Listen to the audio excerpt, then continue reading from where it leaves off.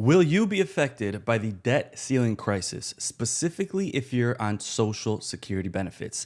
That's what we're going to be talking about in today's show, among other stories as well. But let me know in the comments or in the chat. Are you concerned about the debt ceiling affecting your monthly Social Security benefits? Also, SSI or SSDI payments. There's a lot of headlines out there, a lot of YouTube channels talking about payments potentially being delayed if the debt ceiling crisis does come to fruition, right? This ends up in the news every single year. I've been covering these things since 2020, since the pandemic and the stimulus check era. And every year we have this issue, right? Every year we have headlines for 3 to 6 months talking about the debt ceiling might not get met. This is the specific date, and various chaos could ensue if this happens, right? Including the US credit score dropping, total stock market and economic calamity. And this would have global ramifications, right? But every year we have this battle between Democrats and Republicans, and every year it gets done before that actual deadline, one way or another. So, does it look like things will get done in time? And if it doesn't get done in time, how will this actually affect your benefits?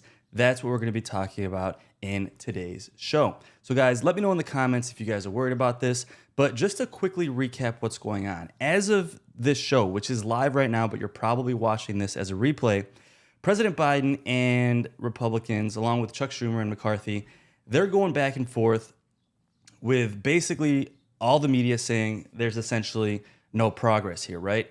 They're having multiple meetings, and as of this show right now live, Biden said that coming back from G7 overseas, he is planning to have a phone call with Kevin McCarthy today on this Sunday. Now, essentially what the problem is Republicans' bottom line, they want to repeal most of the Inflation Reduction Act, which is essentially one of the only things President Biden has gotten done in his entire presidency, right? We all know President Biden promised to increase Social Security benefits. He promised to bolster the program by increasing taxes on the rich to make sure it stays solvent for decades to come.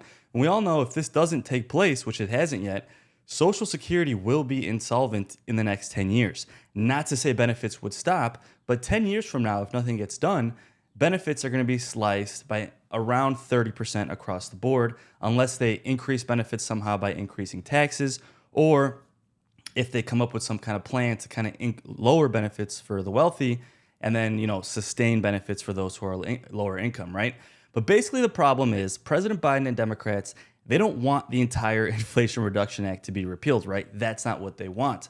And they're trying to come up with a plan where they can lower spending, this is what Democrats are saying, but also increase taxes on some wealthy and some corporations to try and bridge that gap to lower the deficit, but not just lower the deficit by lowering spending. They want to increase some taxes, which we all know Republicans are strongly against, right? And Janet Yellen has come out saying that June 1st is the hard deadline here, right? And if we look on your screen, the congressional calendar, there's not a lot of dates left where they're still in office, right? These yellow colored dates here in May, right? This last week that just ended, those were the last dates where both chambers were supposed to be in session, the House and the Senate. And then this week coming up here, this kind of salmon colored dates right here, that is when the House is in Senate, the chamber of the House. And this blue colored dates right here, the last couple days in May, that is when the Senate is in session. So technically, there are no dates left where both chambers are in session. None at all. So essentially what that means is for this to get done, the House is going to have to come back when they're not supposed to. And to be honest with you guys, I wouldn't worry too much about this yet. Now, what's happened previously over the last couple of years since I've been covering this is eventually something gets done. And worst case scenario, what they've done is what they call a stopgap measure. And essentially, like Mitch McConnell was famous for this a couple of years ago, he agreed with Democrats to do kind of a stopgap measure. Instead of funding the entire year, they added additional funding to last a few months, which then gave them a few more months to debate. Things kept getting paid and things kept rolling until they eventually came to an agreement. Now, to zoom out even further, essentially the problem is the U.S. is running at a deficit, right? Now, we're spending all this money And most of it is paid for from taxes, revenues coming in from taxes, and then money is being spent on programs like Social Security, unemployment, whatever it might be across the board. But some of that is being paid for by borrowing money against itself. The US is borrowing money from the US, and that is why we're running at a deficit. We're not bringing enough tax money in to pay for everything. And every year, we have to keep increasing that debt limit to keep being able to pay for everything every single year, if that kind of makes sense. That's why they call this the debt ceiling crisis. That ceiling has to be raised, almost like having a credit card, and every year you have to have that credit card increase, your limit on your credit card increase just to pay your bills. It's pretty bad, but that's essentially what's been going on, right? And if you see here, June 1st is coming up just around the corner. And to be honest with you, what I think is going to happen is they don't have enough time to get this done. So what's probably going to happen is, I guarantee you, the representatives of the House, they probably already have their tickets booked to come back here at the end of May. They know they're going to vote on something, probably a stopgap measure, just to get this done, right? Now, the problem is, if the debt ceiling doesn't get done, what ends up happening is, top line, you're not bringing in enough money to pay for everything that you have to pay for, right? And then you have to decide, okay, what does get paid for? Are we not funding the Social Security employees, right? They have to be in the office to make sure these payments get dispersed, to make sure the Social Security Administration is running. Are we prioritizing unemployment benefits? Are we prioritizing other things? It kind of becomes this cluster bomb of like, okay, what gets paid first, right? We all know that could be an absolute issue.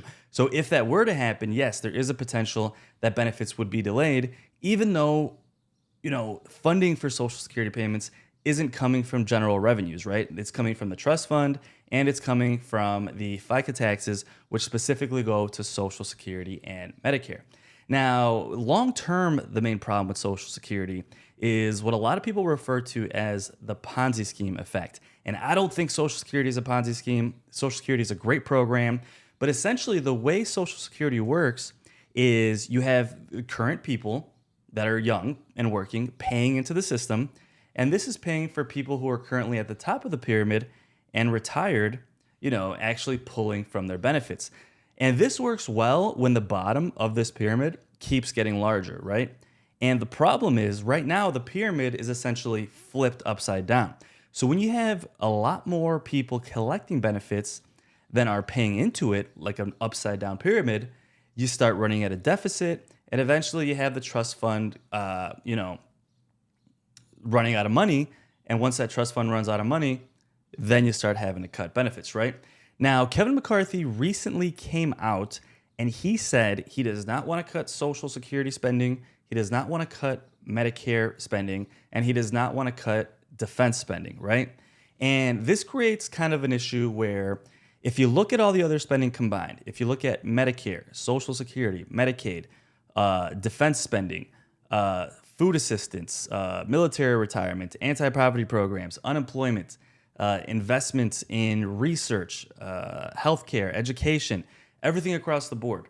All of those things, in order to completely wipe out this deficit that we're running at over the next 10 years, would have to be cut massively, right? And if you look on your screen, if Kevin McCarthy, like he said, he doesn't want to cut Medicare, he doesn't want to cut Social Security, and he doesn't want to cut defense spending. In order to fully balance the budget over the next 10 years, they would have to cut Medicaid by 70%. They would have to cut all other spending by 70% as well, just to balance this budget over the next 10 years. So what does that tell us, guys? We're basically arguing over peanuts here, right? Because the majority of the spending is being done on other things, which Kevin McCarthy has said he is not going to touch. Republicans do not want to touch that. And why don't they want to touch that? Well, a lot of Republicans have come out saying they want to cut these things, but as soon as they do, the biggest voting bloc in this country, seniors, they get pissed off, right? If you've paid into Social Security your whole life, you've paid into Medicare your whole life, if you're going to touch those things, you're really going to piss off the largest voting bloc in this country, right? So we're basically arguing over peanuts here. It's kind of a lot of political posturing, and we're dealing with the same thing where every year The news headlines are talking about, benefits might be delayed. The debt ceiling crisis is coming. We're only 2 weeks away. But at the end of the day, we're basically arguing over peanuts here. And we'll talk about the budget a little later in today's show. But Kevin McCarthy is really coming out criticizing President Biden, saying that he does not want to strike a deal and he wants to keep causing more and more inflation. So if we look at Kevin McCarthy's Twitter, he's come out saying President Biden doesn't think there's a single dollar of savings to be found in the federal government's budget. And not to pick sides here, but really that's not true. President Biden has said they're willing to make some cuts, but the cuts have to be reasonable and they also have to be coupled with some increase in taxes, right? Sounds like a fair compromise. But Kevin McCarthy is basically coming out on Twitter saying that Biden doesn't want to do a single penny in cuts. That is not true. And a little later in this video, we're going to talk about exactly what those cuts are, exactly what Republicans want to cut in spending. And most of that, to be honest with you, are the things that President Biden approved in the Inflation Reduction Act. Now, Kevin McCarthy said he'd rather be the first president in history to default on the debt than to risk upsetting the radical socialists who are calling the shots for Democrats right now. The White House is moving backwards in negotiations. Unfortunately, the socialist wing in the Democratic Party appears to be in control, especially when President Biden is out of the country. President Biden was currently out of the country meeting with the G7, and Kevin McCarthy essentially said that nothing's going to get done until Biden gets back. He got back yesterday, and as of this morning, they're expected to be discussing this via a phone call, right? Now, over the last couple of days, Democrats and Republicans met back and forth. Basically, nothing got done, right? Now, let's quickly go over what Republicans specifically want to cut in the debt ceiling agreement.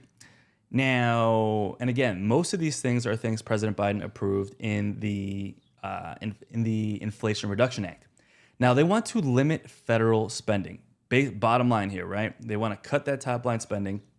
And the bill that Kevin McCarthy has proposed would set federal discretionary spending at $1.47 trillion during this next fiscal year and only allow it to increase 1% every single year. Now, this is a massive difference because it would actually be putting a cap on it where it's only going to increase 1% every year as opposed to really just increasing by whatever they think needs to get done, right? And for perspective, last year, we ran at a discretionary spending of 1.7 trillion. So if we spent 1.7 trillion last year, that's a pretty massive cut to 1.4 compared to last year. But if we look at the big scheme of things, that is just discretionary spending, right? So this is the discretionary spending, and it's a little bit arbitrary when you talk about discretionary spending versus mandatory spending.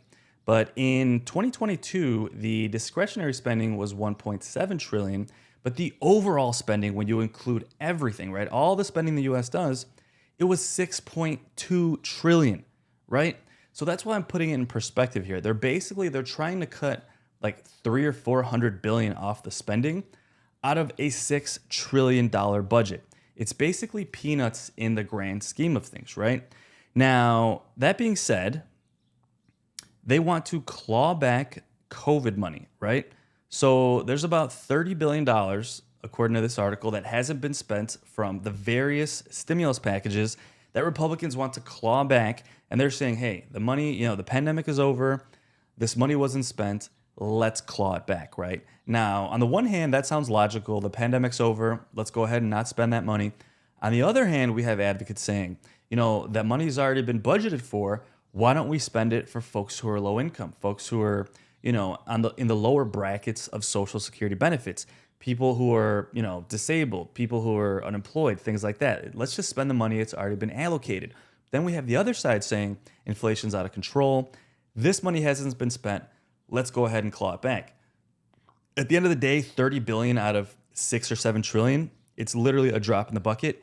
Doesn't make a big difference, but it's more of it's a political thing here, right? It's really just a political message here that we shouldn't be spending this money that, we necessarily might not need anymore. Now, the Republicans also want to target the IRS. Remember, in the Inflation Reduction Act, one of the things President Biden and Democrats did was they approved a lot more spending for the IRS to make sure they're auditing people to ensure that they're paying the taxes they should be paying. Now, on the one hand, that makes a lot of logical sense. On the other hand, a lot of people that don't like big government are saying, I don't want the IRS coming up my butt, right? I don't want the IRS knocking on my door, going through all my paperwork, saying I owe them $10,000, whatever it might be. Now, at the end of the day, the people that get audited and the people that end up having to pay more money back to the IRS are usually upper income folks, right? They're not going to target people who are making $40,000 a year or who are living off Social Security benefits. Really, the IRS, they're auditing people who own businesses, who make hundreds of thousands of dollars, right? And the Republicans, they wanted to peel this back. And this is a problem for Biden because this is one of the biggest ways that President Biden said he was going to reduce the deficit in the Inflation Reduction Act by saying, you know what, the IRS is not funded well enough. By funding them properly, now we can actually collect the taxes we should be collecting, which would bring more money in and reduce the deficit, if that kind of makes sense. Now, it's estimated by a lot of experts that the government is leaving around $1 trillion in tax money every single year on the table because the IRS is not properly funded to audit the people who are not properly paying their taxes. Now, if you have a normal job, your job takes out your taxes, right? If you own a business, it's your job to make sure you're properly paying the taxes you should be doing.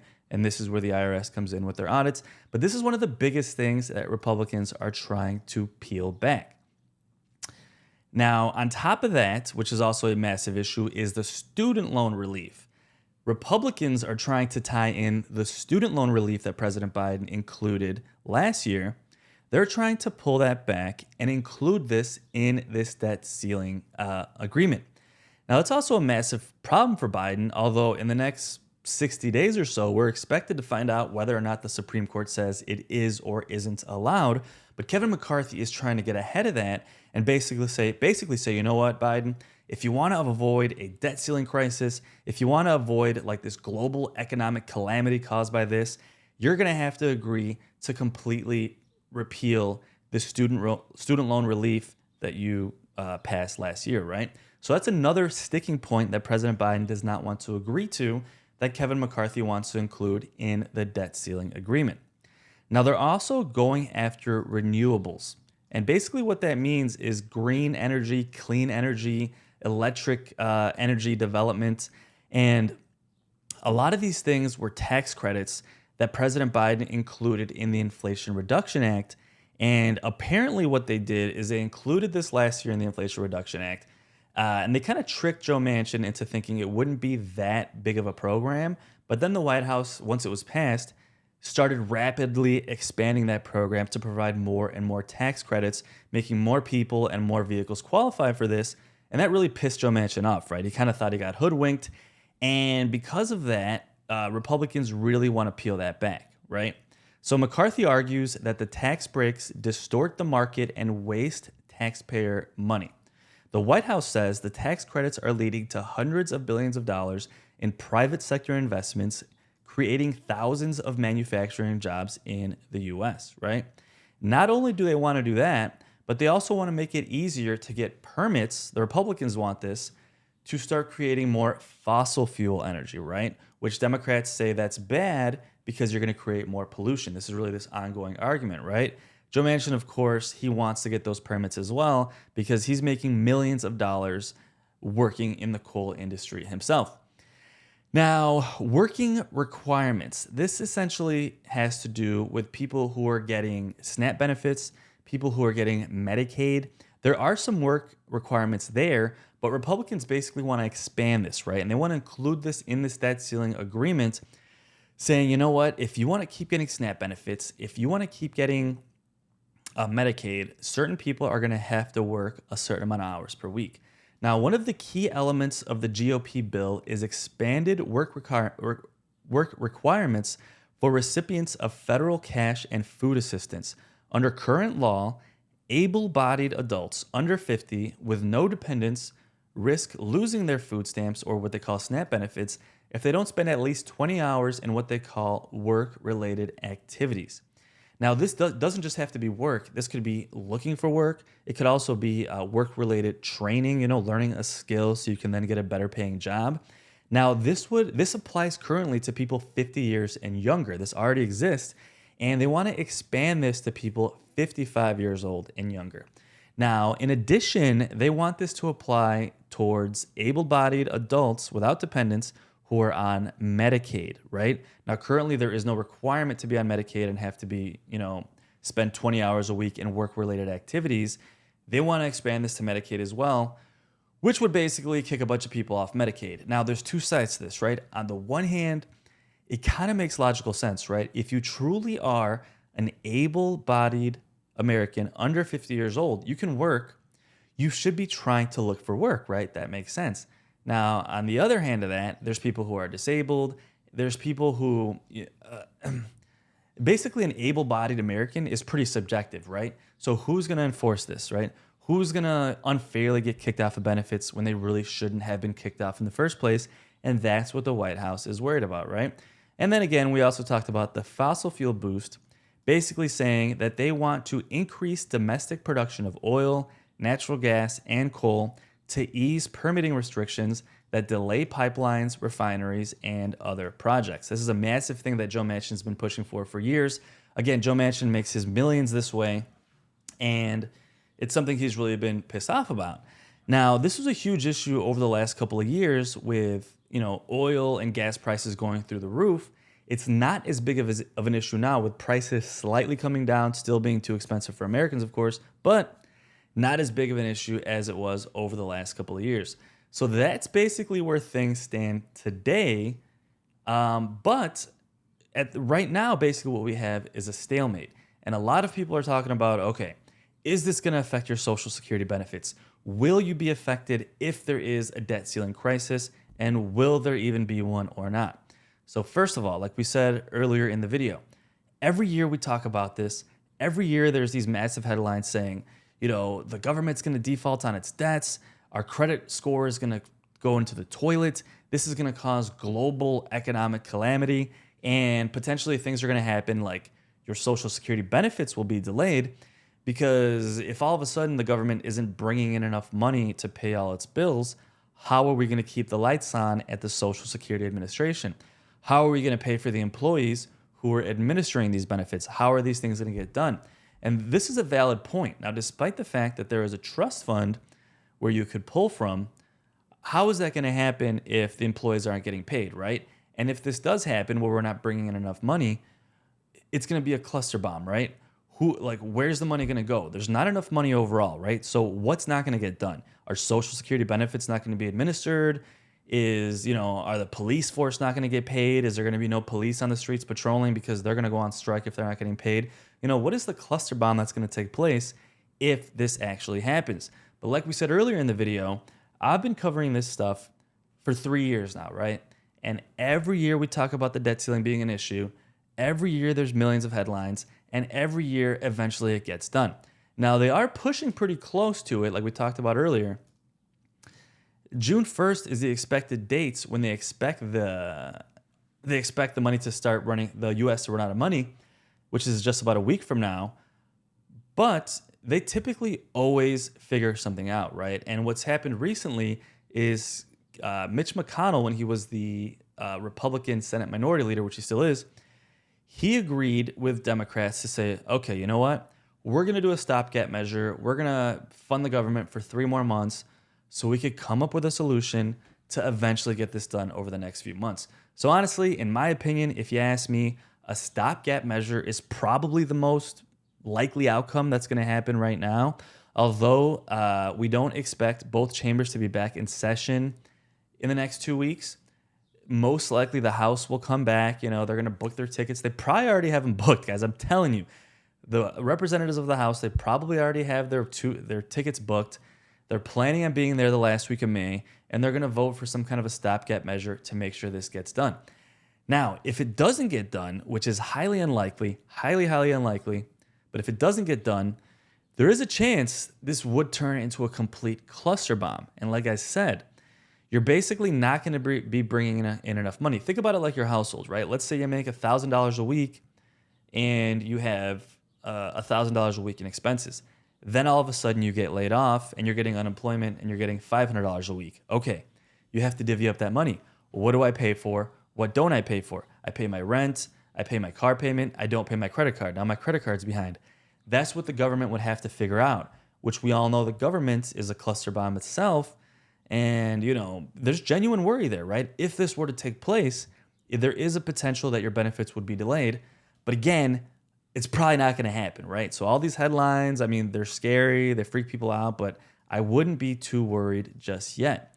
Now, the stock market's already worried. Stock markets have been dipping, but not crashing, right? Not like a 2020 pandemic crash, because really most people expect it to get done, right? If you look at the stock market, it's dipping because there are some worries, but it's not crashing, right?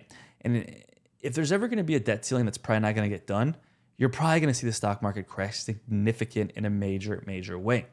Now, that's really the bottom line here, guys. I wouldn't worry yet. I don't think you're going to be affected by this debt ceiling crisis.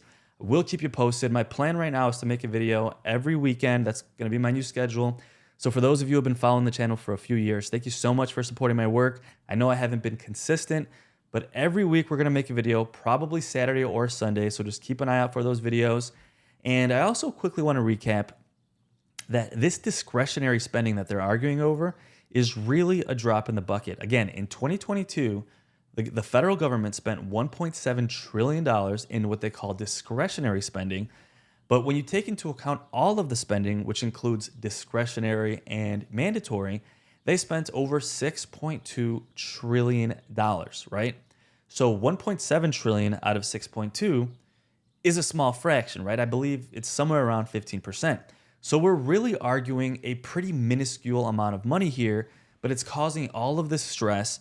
People who are on benefits are freaking out. Now, if you have your Social Security benefits, but you also have a pension and you have a 401k and you have passive income from rental properties, you're not that worried about this, right?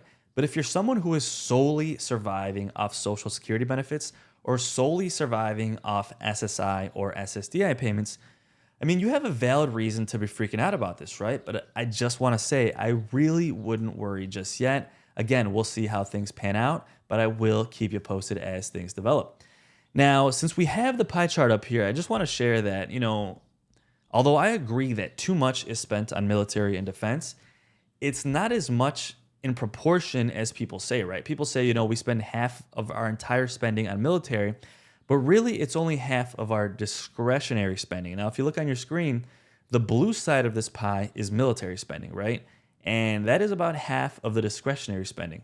But again, that is only a small fraction of the overall spending, right? Like you see on this pie chart.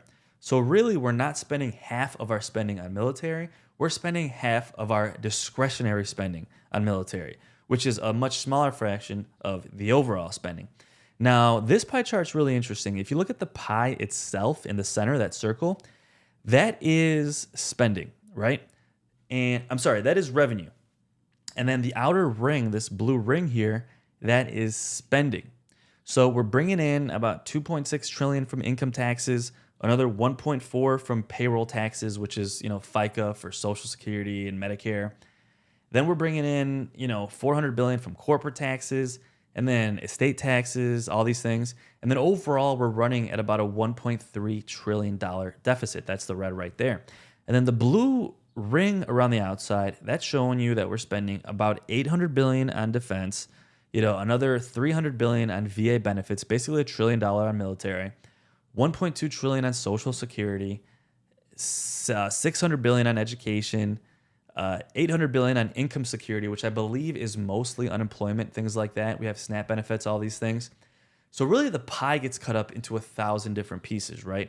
And I just want to really drive this home. We're arguing over peanuts in the grand scheme of things, but we have been running at a bigger deficit than we were historically, right? And if you look in 2019, we ran at about a $1 trillion deficit. 2020, we all know what happened with the pandemic. We hit a $3 trillion deficit.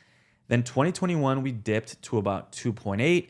Then 2022, we dipped back down to about 1.7. So we're trending in the right direction.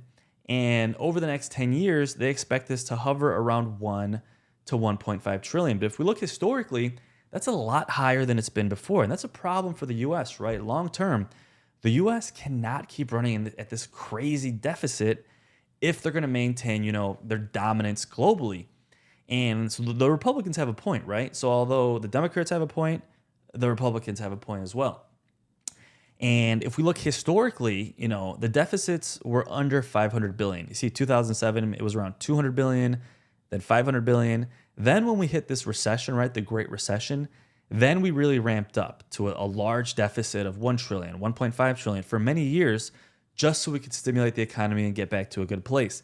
Then once things were good in the around 2015, 2016, we started dropping back down to normal levels, right? When the economy is doing well, the rich have to pay their fair share of taxes, but at the same time, really the way the U.S. brings in money is if the economy is growing, right?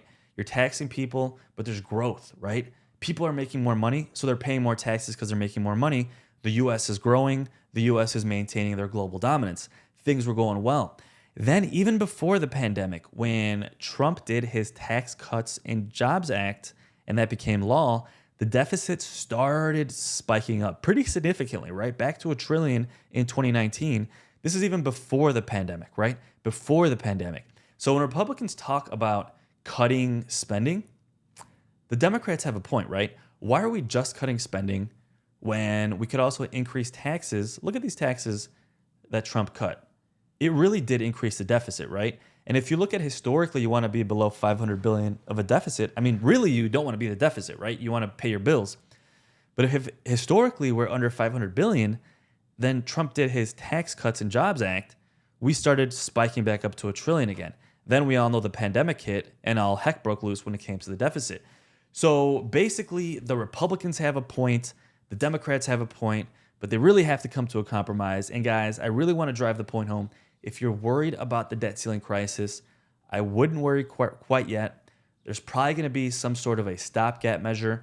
They're probably going to get something done. It's probably going to be a short term, like, hey, let's fund the government for 3 months. Let's approve $1 trillion in spending. That'll get us through the next few months, or $2 trillion in spending, whatever it might be. This is something Mitch McConnell and Democrats did a couple of years ago. And then let's figure something out, right? Because at the moment, Republicans are basically trying to repeal the meat of the Inflation Reduction Act, and Biden's not going to let that happen, right? Biden's not going to agree to that. I think Republicans know that, but you know what? They have to pander to their audience, just like Democrats have to pander to their constituents, and eventually they're going to come to some sort of an agreement. So let me know your thoughts on that, guys. Let me know if you're worried that the debt ceiling crisis could affect you and could affect your Social Security benefits. Again, I gave you my thoughts. Please let me know your thoughts in the comments and the chat below. Really quickly, I also want to cover a couple of other stories. Apparently, it's looking like it's probably going to be Biden versus either Trump or Ron DeSantis, right? Now, there's some stories coming out that either Kyrsten Sinema or Joe Manchin might run against President Biden as well. Now, there's a bipartisan political group called No Labels, which is spending millions of dollars, and their first option for a candidate is Joe Manchin, and reportedly their second candidate option would be Kyrsten Sinema. Now, essentially what this would do is this would lead to an actual primary race between Biden and these folks. And I mean, realistically, it'd probably be a drop in the bucket, but it would kind of give us a gauge of like, you know what, how many Democratic voters do want a moderate or a so-called moderate candidate, right? You know, like true Democrats really think they're not really moderates. They're really too conservative for the Democratic Party. But, you know, a lot of moderates like these folks. So let me know your thoughts on that in the comments below. Now, really quickly, guys, I want to share this clip from Bernie Sanders. Now, we talk about Bernie Sanders a lot. He supports expanding benefits. He proposed the Social Security Expansion Act, which not only would increase taxes on the wealthy, it would also make sure Social Security remained solvent for the next, I believe it was like 70 years, which would be awesome. And it would increase benefits by $200 per month for the foreseeable future, right? So let me know your thoughts on the Social Security Expansion Act. And really quickly, let's take a look and see what Bernie Sanders had to say. Social Security is, I think, as everybody knows, one of the most popular and successful government programs in the history of our nation. For more than 80 years, in good times and bad, Social Security has paid out every benefit owed to every eligible American on time and without delay. And I think it's important to make that point. We live in a moment of great insecurity, and yet Social Security, since its inception, has never failed the American people and remains a program enormously important to them and one that they can rely upon.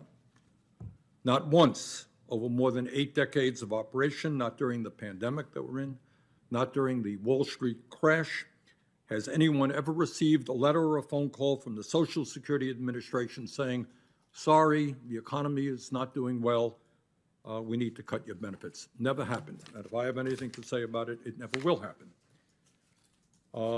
Today, while many people take Social Security for granted, it's been around for a long time, let us remember, before Social Security was created in 1935, about half of our nation's seniors were living in poverty. Today, though the poverty rate is still too high for seniors, that rate is just 8.9%. 50% before Social Security, less than 9% today. Got to do better, but that is a significant improvement. Without Social Security, it is estimated that some 22 million Americans, including more than 16 million seniors, would be living in poverty. Yet, despite this important success, we should be clear that tens of millions of senior citizens are still struggling today to make ends meet, and many older workers are scared to death, literally frightened to death, that they will never be able to retire with any shred of dignity. According to the most recent data that I have seen, 12% of seniors in America are trying to live on an income of less than $10,000 a year. Got that? 12% less than $10,000 a year. I don't know how anyone can live, seniors or otherwise, on less than $10,000. And equally important, 55% of seniors are trying to survive on less than $25,000 a year. Think about that. And when you're a senior, you're dependent on prescription drugs and health care, trying to keep your home warm, trying to make it. On 25,000 years, that's more than half of the seniors in America. Adding insult to injury, and this is an enormously important point that I think we don't make often enough, about half of older Americans, those who are 55 years of age and older, have no retirement savings. Got that? You're 55 years of age in America, you've worked your whole life, you got zero in the bank for when you retire. And they are dependent on a Social Security benefit today that is less than $1,540 a month on average. Now, despite what some politicians have been saying for years, Social Security today is not on the line going broke. Social Security has a $2.85 trillion surplus in its trust fund and can pay out every benefit owed to every eligible American for the next 13 years, okay?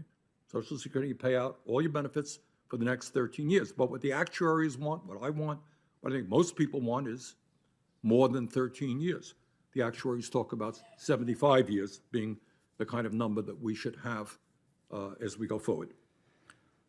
After that 13 years, Social Security estimates that there will be enough funding, Social Security Administration estimates that there will be enough funding available to pay 80% of promised benefits. So you got all benefits for the next 13 years, 80% after that. Now, given that reality, our job, in my view, is not to cut Social Security, is not to raise the retirement age, as many of my Republican colleagues would have us do. Our job is to expand Social Security so that everyone in America can retire with the dignity that he or she deserves, and that every person in this country with a disability can retire with the security they need. And that is what the Social Security Expansion Act that I have introduced today, along with Senators Warren, Whitehouse, Merkley, Van Hollen, Padilla, Booker, and Gillibrand, is all about. This legislation has been endorsed by many, many organizations, including the AFL-CIO, the Alliance for Retired Americans, Social Security Works, the National Committee to Preserve Social Security and Medicare, the American Federation of Teachers, and many, many other organizations. According to a letter, this is an important part of what this hearing is about today, according to a letter that I received from the Social Security Administration this morning, this legislation will fully fund Social Security for the next 75 years and expand benefits for senior citizens and people with disabilities. Now, how do we do that? How do you expand benefits and make Social Security solvent for the next 75 years, which is, I think, what the American people want? Well, the answer is not complicated. At a time of massive income and wealth inequality, at a time when billionaires pay an effective tax rate lower than the average working person, at a time when the very richest people in this country are becoming much richer, this legislation demands that the wealthiest people in this country start paying their fair share of taxes. Today, absurdly and grossly unfairly, there is a cap on income subject to Social Security taxes. That cap is now about $147,000 a year. Now, what does that mean? It means that if you are a multi-billionaire, you pay the same amount of money into Social Security as someone who makes $147,000 a year. Got that? It means that if you make $147,000 a year, you pay 6.2% of your income in Social Security taxes. But if you make 10 times more than that, $1,470,000, you pay 0.6% of your income in Social Security taxes. All of this is taking place at a time of massive income and wealth inequality. Now, that may make sense to somebody. It does not make sense to me.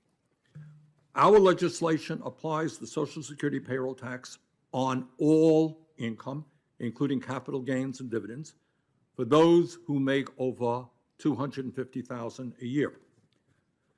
Under this legislation, 93.6% of households would not see their taxes go up by 1 penny. So the overwhelming majority of the American people would not see any increase in their taxes under this proposal. The tax increase in our legislation only applies to the wealthiest 6.4% of all Americans, those who make $250,000 a year or more. Further and importantly, under this bill, Social Security benefits would be increased by $2,400 a year for both new and existing recipients, lifting millions of seniors out of poverty. In addition, under this bill, we would increase COLAs for senior citizens by more accurately measuring the spending pattern for senior citizens through the Consumer Price Index for the elderly. Now, one of the reasons that I called this hearing, and I'm glad that Senator Graham has been able to be here, is that there is, in fact, a strong philosophical difference between many of us in the Democratic caucus and many in the Republican caucus as to the best way forward with regard to Social Security. And that's kind of the discussion we're going to have today. While virtually all members of the Democratic caucus are on record in support of expanding Social Security benefits, the Republicans, by and large, have taken a very different approach. And I'm delighted, and I hope they will show up, that some of the Republicans who have taken strong positions on this issue, I see Senator Romney's here, and I'm glad that is the case. Look forward to hearing from him. That some of the Republicans who have taken strong positions on this issue are on this committee. And I know that they're going to be explaining where they come from, and I look forward to that debate. Earlier this year, Senator Rick Scott, the chairman of the National Republican Senatorial Committee, released a plan that would sunset Social Security every 5 years, raise taxes on millions of seniors, and jeopardize the guaranteed income of 65 million Americans who depend on Social Security. Just a few months ago, the Republican Study Committee in the House introduced a bill that would raise the Social Security retirement age to 69 years of age over the next 8 years and privatize Social Security by allowing employers to divert payroll tax dollars into less generous private retirement accounts. Last year, Senator Romney, who was here with us, has opposed raising taxes on the wealthy to strengthen Social Security, introduced legislation to form a committee to propose cuts to Social Security behind closed doors. In 2020, Senate Republican leader Mitch McConnell told a Bloomberg reporter that, quote, he hopes to work with the next Democratic president to trim Social Security, Medicare, and Medicaid, end quote. In 2011, my colleague Senator Graham introduced legislation to raise the full retirement age to 70 by 2032 and index it to longevity. Further, in 2003, Senator Graham introduced a bill that would have cut Social Security benefits for current wage earners by 27%, according to the Center on Budget and Policy Priorities. Now, as I think everybody knows, I don't often agree with former President Donald Trump. But this is what he said when he was campaigning for president in 2015, and he was right. He said, quote, every Republican, this is in the Republican primary, every Republican wants to do a big number on Social Security, they want to do it on Medicare, and they want to do it on Medicaid, end quote. Well, let me be clear, we cannot allow that to happen. The vast majority of the American people understand that a moral society does not give tax breaks to billionaires and then cut back on the needs of struggling seniors or people with disabilities. In fact, 72% of Americans support increasing, not cutting, Social Security benefits by asking millionaires and billionaires to pay more into the system. Okay, guys, let me know your thoughts on what Bernie Sanders had to say. Really quickly, if you're just joining today's show, I just wanted to recap. Will you be affected by the debt ceiling crisis, right? And if you're just joining, because this is live, right? You might be watching this on replay, but if you're just joining live, personally, I don't think you should be worried at this point. Now, if this debt ceiling crisis actually took place, there is a good chance your benefits could be delayed just because it would create this cluster bomb of a shortage of money, and then the government would have to decide, okay, what gets paid first and what doesn't get paid, right? Do the policemen not get paid? Do the firemen not get paid? Does the Social Security Administration not get paid, which then doesn't keep the lights on and then your benefits would be delayed? It would create a massive issue. But I've been covering this for 3 years, and every year they come up with some kind of a solution, right? And the real sticking point is that Kevin McCarthy and Republicans, they're basically trying to repeal most of what President Biden approved in the Inflation Reduction Act, which besides the stimulus package, the Inflation Reduction Act, it's really the only thing President Biden has gotten done in his entire presidency, right? So Biden really is not going to let that happen. Probably going to have some kind of a short-term stopgap measure, which all that means is instead of approving an entire budget for the whole year, they'll come to some kind of an agreement where they'll say, hey, okay, we'll approve $1.5 trillion in spending. That'll get us through the next few months, and then we'll come up with some form of a long-term solution, right? That is the same thing that Democrats and Republicans did just a couple of years ago. So as far as you being affected by the debt ceiling, I wouldn't worry too much at this point. But again, guys, if you guys want to stay updated on this stuff, subscribe and make sure to watch my videos every single week. If you've been following me for quite a while, you know I haven't been as consistent lately, but I'm going to start posting a show every single week, usually on Saturday or Sunday, so just keep an eye out for that. Now, with next week being Memorial Day weekend, I'm probably going to post that show this coming Thursday, so keep an eye out for that as well. And if you guys really want to support my work, the best thing you can do is when you get the notifications for my videos or you see my videos on your YouTube feed, click on the video and watch the entire thing. That shows YouTube that you like my content, and then it's going to be more likely to promote my content to other people as well. So guys, thank you so much for being here. Let me know in the comments, guys, if you're worried about being affected by this debt ceiling crisis. Let me know if you agree with me. Do you think they're going to figure something out, whether it's a short-term measure or a long-term measure? Personally, that's what I've seen over the last few years, despite the crazy headlines. But let me know if you agree or disagree. I'd love to hear your comments. And guys, thank you so much for being here. You could have watched any video on YouTube, but you chose this one. That truly means the world to me. I hope you guys are doing well, and I'll see you on the next video.